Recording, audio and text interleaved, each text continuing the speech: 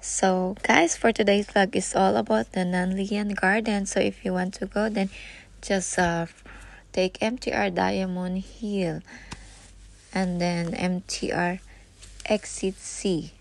That's it. And then when you see the Hollywood Plaza, then turn to your right. Then you can see this Uniqlo, and then dito na maglakad na kayo papunta pataas lang. And then from go ahead, keep on walking under the bridge, sa malaking bridge na to.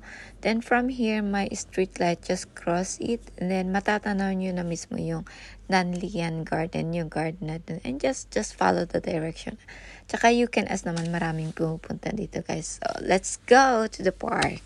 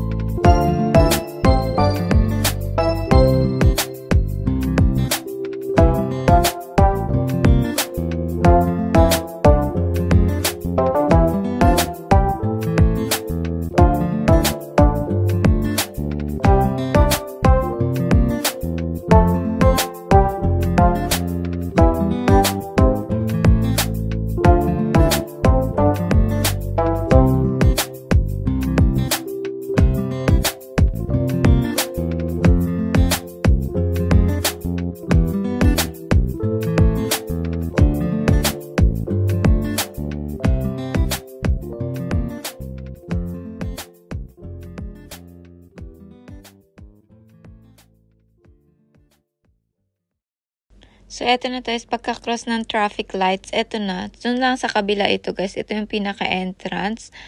Ito na. Let's go na entrance na to guys. Then pasok. Super init ngayon guys. So, nakapayong-payong tayo syempre.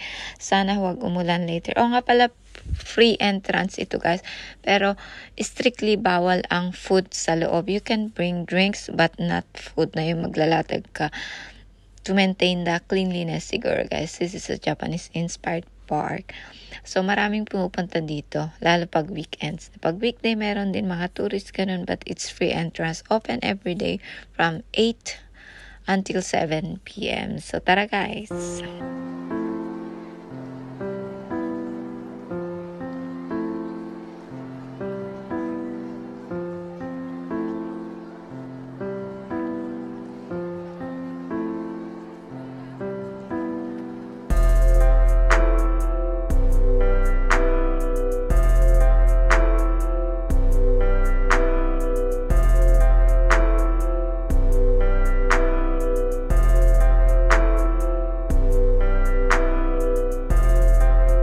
So, eto na guys, yung pinaka-entrance ng Nanlian Garden. So, tara guys, and let's explore itong park na ito. Pero mostly maraming bonsai sa temples. Pero ang ganda guys, nakaka-relax. Pwede din mag-pray dito yung sindi ka na incense meron. So, ganda. Super araw ngayon. Super hot blue sky. Tingnan naman. Ito yung, hindi ko alam kung basahin yan. Pero landmark yan. So, tara guys. As of now, konti parang. Pero later, dadami yung tao dito.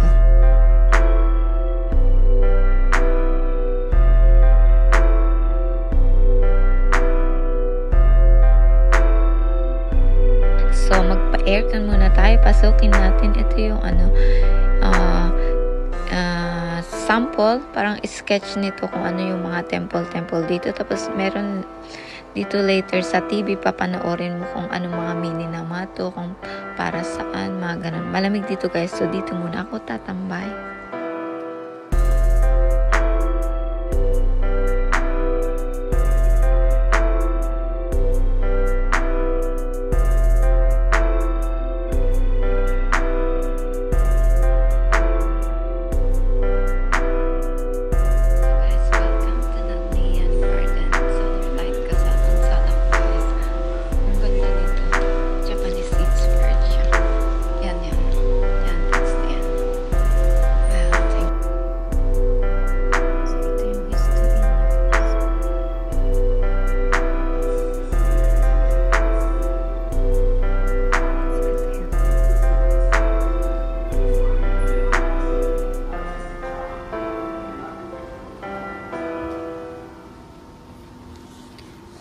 Let's watch.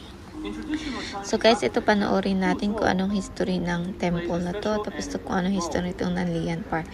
May mga meaning pala ito according itong nasa TV na to guys. So panoorin natin. Nakakatuwa kasi may meaning pala behind ng mga to, kung bakit ganito na form, kung bakit ganito yung structure nila dati pa.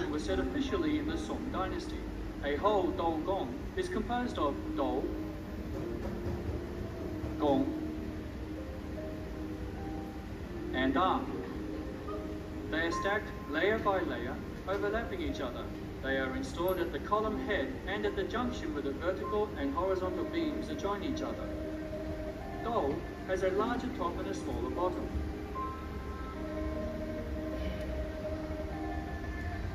Gong is bow-shaped with a square cross-section. The arm is a slanting timber component with the head whittled into a bamboo shape. For each overlapping layer of Dou Gong, a certain length of the intercross gong will stretch out. This is called Chu Tiao. The architecture in Tang Dynasty made as much as 5 Chu Tiaos in a timber structure. The Dou Gongs on the column heads form a Jin Gan or Zhongjia. They serve to spread the weight of the roof evenly to every column and maintain the stability of the columns. The stretching out Dou Gong is mainly used to support the Yi Fang. Dou Gong enables eaves to stretch out more widely and shortens the beam mount. It helps to spread shear forces, reduces the possibility of broken beams, and allows a higher roof. The Dou Gong tail is connected to the mortise and tenon beneath the beam mount layer to form an organic whole. The forming of one layer is called one huzuo. As a whole, the components form a series of rectangular and triangular frames. It is called the huzuo layer. The Dou Gong layer functions like a huge spring pad which is positioned between columns and the beam mounts. They help to increase the elasticity of the building and absorb the shear forces.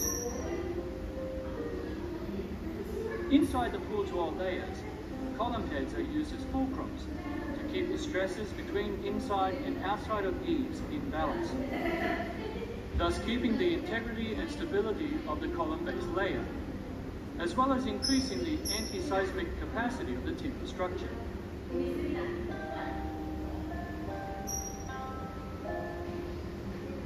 The huzuo layers in the main hall of Qilin Nunnery consist of 7 huzuo layers.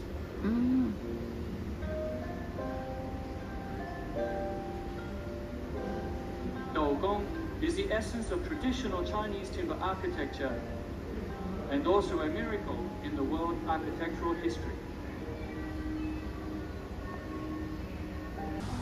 Okay, done. And then let's go out na to see what's inside.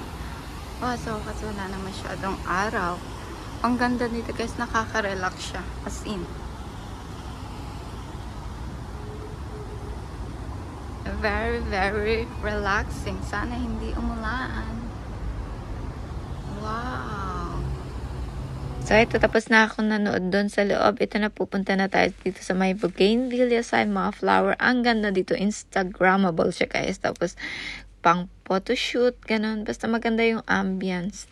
As in, very green. Na-maintain talaga nila itong park na to. Very clean, very relaxing. And then, one of the tourist spot here in Hong Kong. If you love mga ganitong uri ng park. Tapos, free entrance siya, guys. So, maganda.